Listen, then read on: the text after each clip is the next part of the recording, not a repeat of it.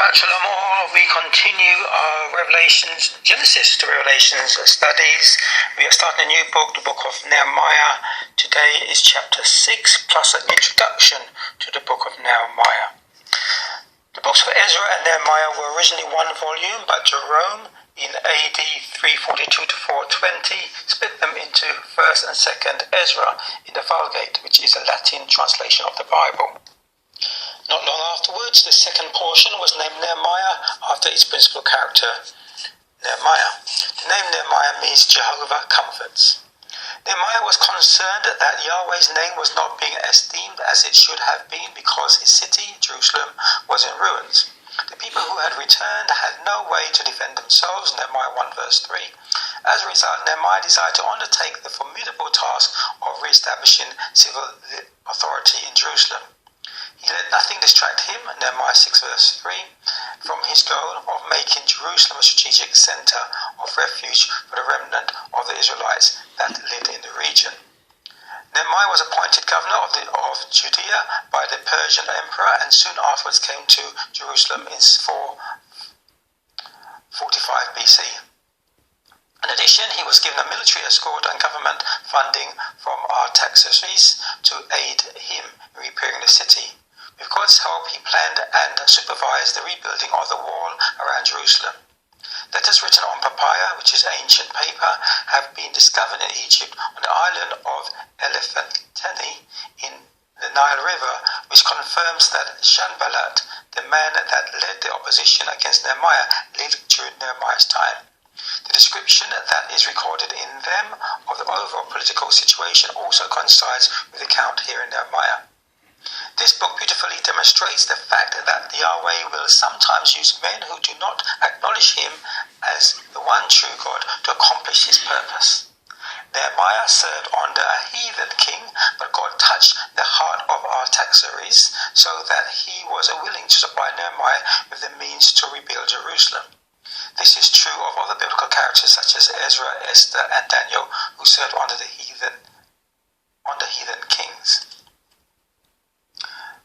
Okay, coming on to the book of Nehemiah. Maybe that's why God chose Nehemiah, because he was a dedicated person who wouldn't shy away from a task and opposition.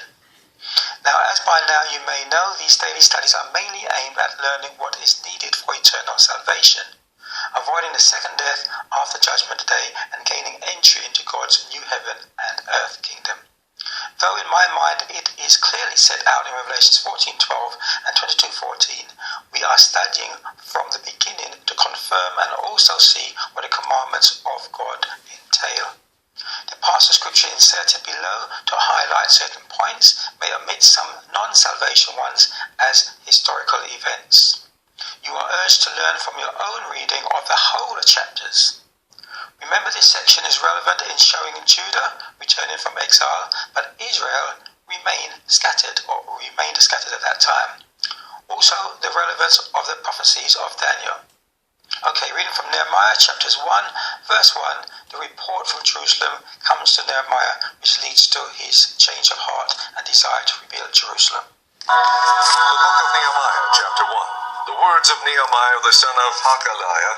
And it came to pass in the month Chislu, in the 20th year, as I was in Shushan the palace, that Hanani, one of my brethren, came, he and certain men of Judah, and I asked them concerning the Jews that had escaped, which were left of the captivity, and concerning Jerusalem.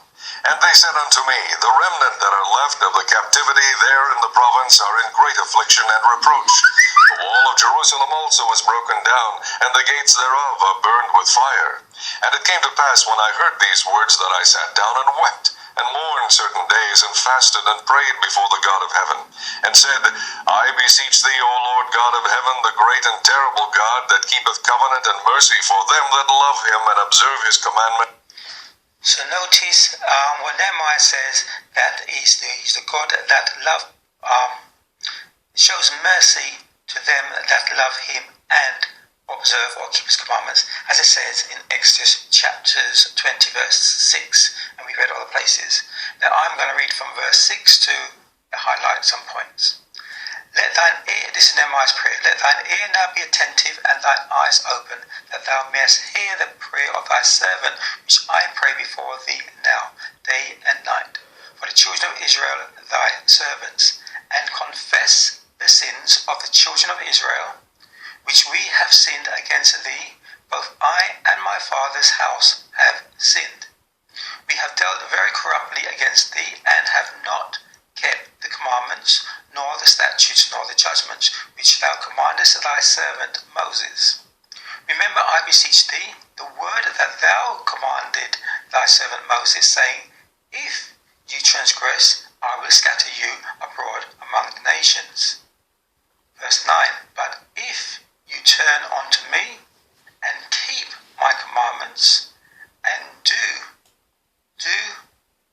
them, though there were you cast out unto the uttermost part of heaven, yet will I gather them from there, and will bring them back unto that place that I have chosen to set my name there.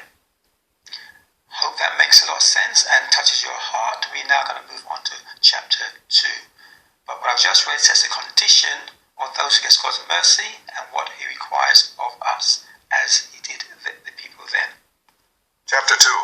And it came to pass in the month of Nisan, in the 20th year of Artaxerxes the king, that wine was before him. And I took up the wine and gave it unto the king. Now I had not been beforetime sad in his presence. Wherefore the king said unto me, why is thy countenance sad, seeing thou art not sick? This is nothing else but sorrow of heart. Then I was very sore afraid, and I said unto the king, let the king live forever. Why should not my countenance be sad, when the city, the place of my father's sepulchres, lieth waste, and the gates thereof are consumed with fire? Verse 7. Moreover I said unto the king, if it please the king, let letters be given me to the governors beyond the river, that they may convey me over till I come into Judah, and a letter unto Asaph the keeper of the king's forest, that he may give me timber to make beams for the gates of the palace which appertain to the house, and for the wall of the city, and for the house that I shall enter into. And the king granted me according to the good hand of my God upon me. Then I came to the governors beyond the river, and gave them the king's letter. Now the king had sent captains of the army and horsemen with me. When Sanballat the Horonite and Tobiah the servant, the Ammonite, heard of it, it grieved them exceedingly that there was come a man to seek the welfare of the children of Israel. Continuing from verse 17, after Nehemiah arrived in Jerusalem. Then said I unto them, ye see the distress that we are in, how Jerusalem lieth waste, and the gates thereof are burned with fire. Come and let us build up the wall of Jerusalem, that we be no more a reproach. And I told them of the hand of my God which was good upon me, as also the king's words that he had spoken unto me. And they said, let us rise up and build. So they strengthened their hands for this good work. Note that Jeremiah says at the end of verse 17 that they should build up the city so there'd no more be a reproach. The same reproach word that God said that they'll be seen in the sight of their neighbours, other nations. Continuing from chapter 3, rebuilding the wall of Jerusalem. Chapter 3.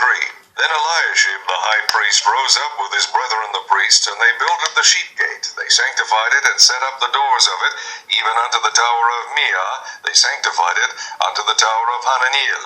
And next unto him builded the men of Jericho, and next to them builded Zaccur the son of Imri. But the fish gate. That chapter goes on to talk about who built what.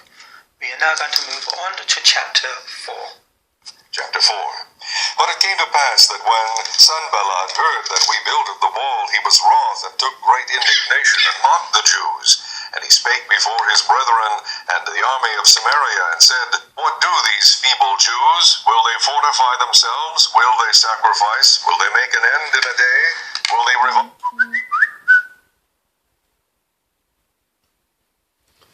Will they revive the stones out of the heaps of the rubbish which are burned? Now Tobiah the Amorite was by him, and he said, even that which they build, if a fox go up, he shall even break down their stone wall. Verse 7. But it came to pass that when Sanballat and Tobiah and the Arabians and the Ammonites and the Ashdodites heard that the walls of Jerusalem were made up, and that the breaches began to be stopped, then they were very wroth. Verse 8. And conspired all of them together to come and to fight against Jerusalem and to hinder it. Nevertheless, we made our prayer unto our God and set a watch against them day and night because of them. Verse 13. Therefore set I in the lower places behind the wall, and on the higher places I even set the people after their families, with their swords, their spears, and their bows. And I looked and rose up and said unto the nobles and to the rulers and to the rest of the people, Be not you afraid of them.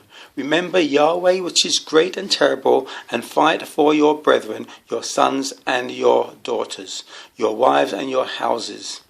And it came to pass, when our enemies heard that it was known unto us, and God had brought their counsel to nothing, that we returned all of us to the wall, every one unto his work. And it came to pass from that time forth, that the half of my servants wrought in the work, and the other half of them held both the spears and the shields and the bows, and the harbergians, and the rulers were behind all the house of Judah. They which builded on the wall, and they that bare burdens with those that laded, every one with one of his hands wrought in the work, and the other hand held a weapon. Verse 23. So neither I, nor my brethren, nor my servants, nor the men of the guard which followed me, none of us put off our clothes, except for every one put them off for washing. So note, they did not turn the other cheek. They protected their possessions and their duties and fought, unlike those who misunderstand the turn the other cheek concept in the New Testament. It is not to everyone in the world, especially your enemies, who are trying to wipe you out. Nehemiah stops the oppression of the poor. Chapter 5. And there was a great cry of the people and of their wives against their brethren, the Jews. For there were that said, We, our sons and our daughters, are many. Therefore we take up corn for them, that we may eat and live. Some also there were that said, We have mortgaged our lands, vineyards and houses, that we might buy corn because of dearth. There were also said that we have borrowed money for the king's tribute, and that upon our lands and vineyards. Verse 5. Yet now for our flesh is as the flesh of our brethren, our children as their children. And lo, we bring into bondage our sons and our daughters to be servants, and some of our daughters are brought onto bondage already. Neither is it in our power to redeem them, for other men have our hands and vineyards. And this is Nehemiah now speaking, and I was very angry when I heard their cry of these words. So in other words, some Jews has made their brethren servants and bondsmen, which is against the laws of God. Verse 14. Moreover, from the time that I was appointed to be their governor in the land of Judah, from the 20th year even unto the 32nd year of Artaxerxes the king, that is 12 years, I and my brethren have not eaten the bread of the governor, but the former governors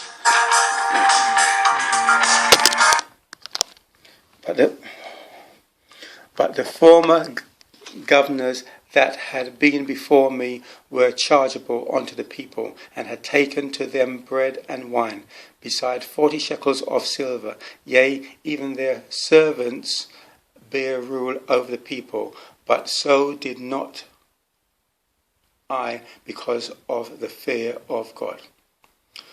My comment. Verse 15 sounds familiar about practice of many preachers and TV personalities today. From rich to mega rich, they have planes, cars, houses, etc., all paid for by the congregation's hard-earned money. They may give a proportion, this is the preachers and the churches, to charity, but this may be simply to persuade more giving from the congregation on the pretense that, look, we're giving your money to charity. The proportion they have left for themselves is far more than they need or Nehemiah had as a servant of God. He lived with the people and like them, not better than them. Same as John the Baptist and all the prophets who were not rich persons. These prosperity preachers always quote Solomon or those kind of verses. They forget Solomon was a king. He had to, other reasons. Servants of God were not rich. Freely receive, freely given is a Bible concept. Okay, moving on to chapter 6. Conspiracy against Nehemiah. Verse 1. Now it came to pass when Sanballat and Tobiah and Geshem the Arabian and the rest of our enemies heard that I had builded a wall and that there was no breach left therein, though at that time I had not set up the doors upon the gates, that Sanballat and Geshem sent unto me, saying, Come, let us meet together in some one of the villages in the plain of Ono. But they thought to do me mischief, and I sent messengers unto them, saying, I am doing a great work, so that I cannot come down. Why should the work cease whilst I leave it, and come down to you? Verse 4, Yet they sent unto me 4 times after this sort, and I answered them after the same manner. Verse 5, Then sent Sanballat his servant unto me in a like manner the 5th time, with an open letter in his hand, wherein was written, It is reported among the heathen, and Geshumu saith it, that thou and the Jews think to rebel, for which cause thou buildest the wall, that thou mayest be their king, according to these words. And thou hast also appointed prophets to preach of thee at Jerusalem, saying, There is a king in Judah. And now shall it be reported to the king according to these words. Come now, therefore, and let us take counsel together. Verse 12, And lo, I perceived that God had not sent him, but that he pronounced this prophecy against me. For Tobiah and Sanballat had hired him. Therefore was he hired, that I should be afraid, and do so, and sin, and that they might have matter for an evil report, that they might reproach me. Verse 15. So the wall was finished in the 20th and 5th day of the month Elul, in 52 days.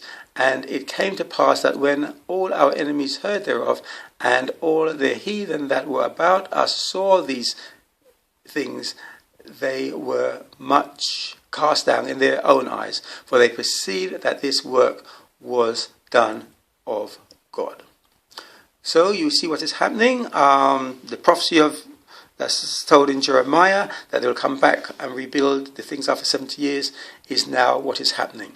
We shall read about more of this in the book of Daniel, when it counts from a certain time when a decree was granted to rebuild the city, that from after a certain period of time the Messiah will be coming. So bear this in mind when we come to read Daniel. Continue your studies, and we'll meet again tomorrow, God willing.